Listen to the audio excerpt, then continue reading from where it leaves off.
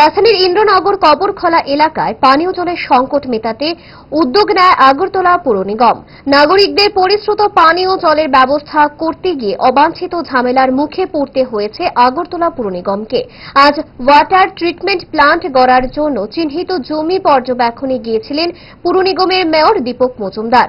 জমি ঘুরে দেখার পর জমি নিয়ে অচলাবস্থা কাটাতে স্থানীয় সংখ্যালঘু অংশের মানুষের সঙ্গে কথা বলার ওপর জোর দিলেন মেয়র।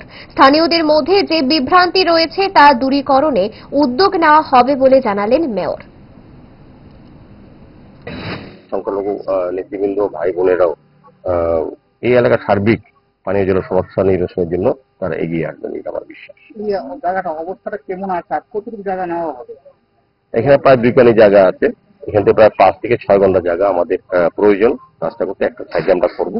তো আমার মনে হয় আপাত দৃষ্টিতে এটা আমার মনে হয় তাদের সেন্টিমেন্ট এক বিষয়, আমার মনে হয় খুব একটা অসুবিধা হবে না।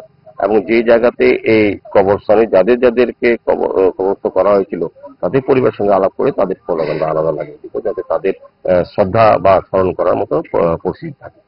এটা এমনিতে অব্যবহৃত ছিল।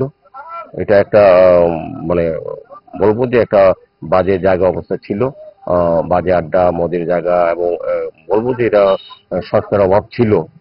আমাদের বলবো যে এটা যদি করা হয় এরকম দেখভালের একটা বিষয় থাকবে, এটা রক্ষণাবেক্ষণের সুযোগ থাকবে এবং এটা সুন্দর থাকবে। আমরা একটা গার্ডেনের ব্যবস্থা করে দেবো যাতে মানুষ অন্তত তাদের পরিবার বর্গের প্রতি শ্রদ্ধা নিবেদন করতে পারে।